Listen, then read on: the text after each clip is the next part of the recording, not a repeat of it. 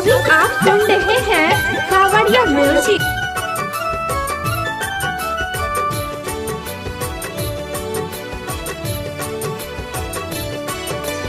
जूड़ शीतल के पावन मिथिला में है तैयार।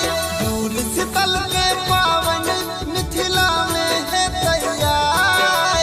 भोरे भोरे मम्मी दादी माथ के देथिन जुड़ाई। भोरे भोरे मम्मी दादी माथ के देथिन जुड़ाई।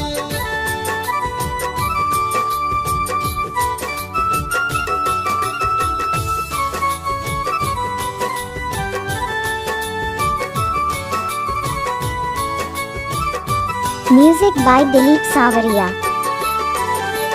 Radhika recording studio Saharsa.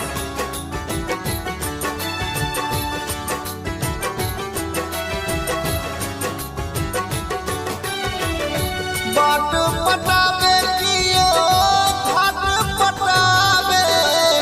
बाग बगीचा संग गाछ पटावे।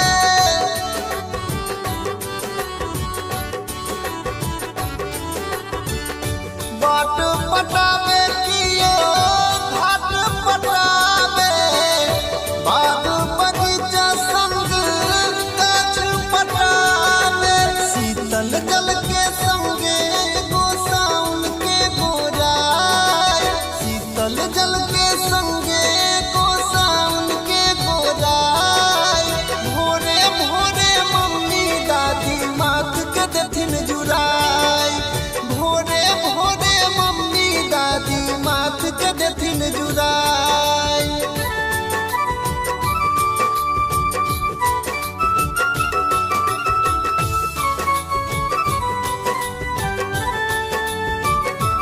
सावरिया रिकॉर्डिंग स्टूडियो हाजीपुर।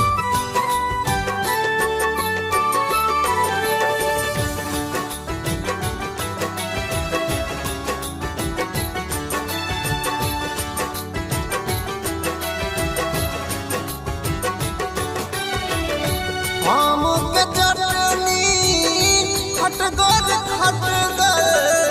कढ़ी बनाबै सब रसगर चहटगर।